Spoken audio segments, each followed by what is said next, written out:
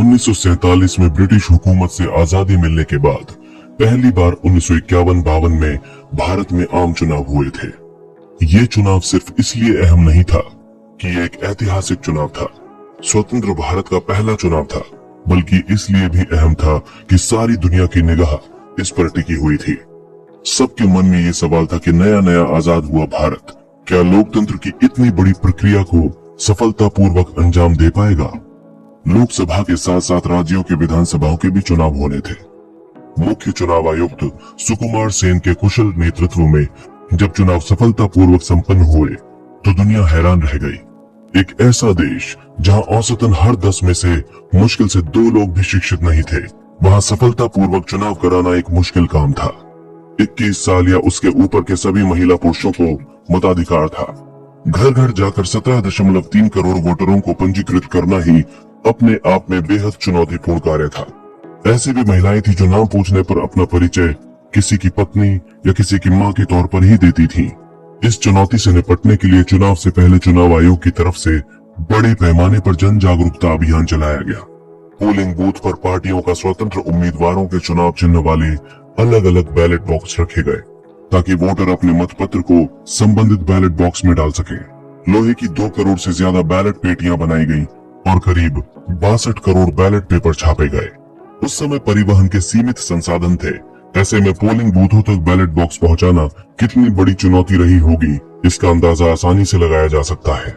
आखिरकार इन सभी चुनौतियों से पार पाते हुए सुकुमार सेन के नेतृत्व में चुनाव आयोग ने इस ऐतिहासिक चुनाव को सफलतापूर्वक संपन्न करा दिया।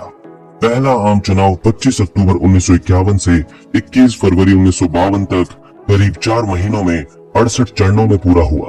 उस समय लोकसभा की कुल 489 सीटें थीं, लेकिन संसदीय क्षेत्र 401 ही थे। 314 संसदीय क्षेत्र ऐसे थे जहां से सिर्फ एक प्रतिनिधि ही चुने जाने थे। वहीं 86 संसदीय क्षेत्र ऐसे थे जहां एक साथ 2 लोगों को सांसद चुना जाना था। इनमें से एक सामान्य वर्ग से और दूसरा सांसद SC/ST समुदाय से चुना जाना था। एक संसदीय क्षेत्र नॉर्थ बंगाल तो ऐसा भी रहा जहां से 3 सांसद चुने गए। पहले आम चुनाव में कुल 1874 उम्मीदवारों ने अपना दम दिखाया।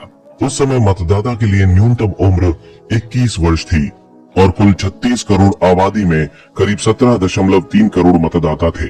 जवाहरलाल नेहरू की अगुवाई में कांग्रेस के अलावा श्रीपाद अमृत डांगे के नेतृत्व में communist party of India, Shyama Prasad Mukherjee का भारतीय जनसंघ जो बाद में बीजेपी बना, आचार्य नरेंद्र देव, जेपी और लोहिया की अगुवाई वाली सोशलिस्ट पार्टी, आचार्य कृपलानी के नेतृत्व में किसान मजदूर प्रजा पार्टी समेत कुल 53 छोटे बड़े दल मैदान में थे।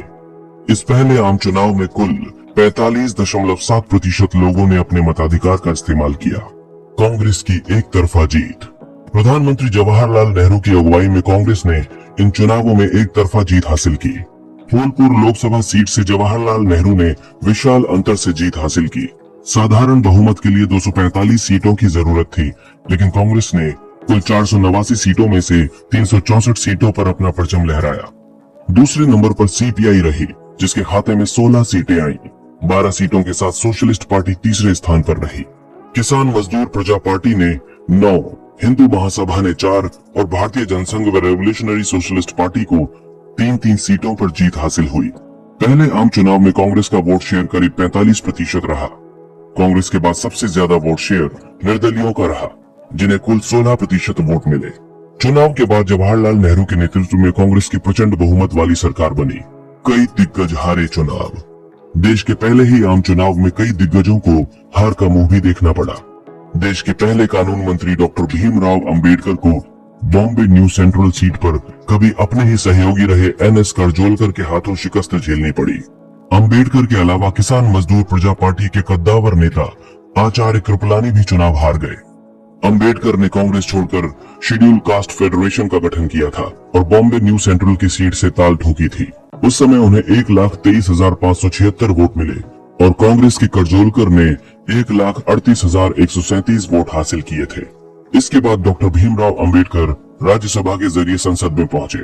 1954 में जब भंडारा लोकसभा सीट के लिए उपचुनाव हुए तो BR अंबेडकर ने यहां से भी चुनाव लड़ा, लेकिन एक बार फिर उन्हें कांग्रेस उम्मीदवार से शिकस्त झेलनी पड़ी। पहले चुनाव में जीते 3 नेता बाद में बने प्रधानमंत्री। देश के पहले आम चुनाव के बाद पंडित जवाहरलाल नेहरू प्रधानमंत्री बने। उनके अलावा दो ऐसे और भी नेता थे जो आगे चलकर भारत के प्रधानमंत्री बने। ये थे गुलजारी लाल नंदा और लाल बहादुर शास्त्री।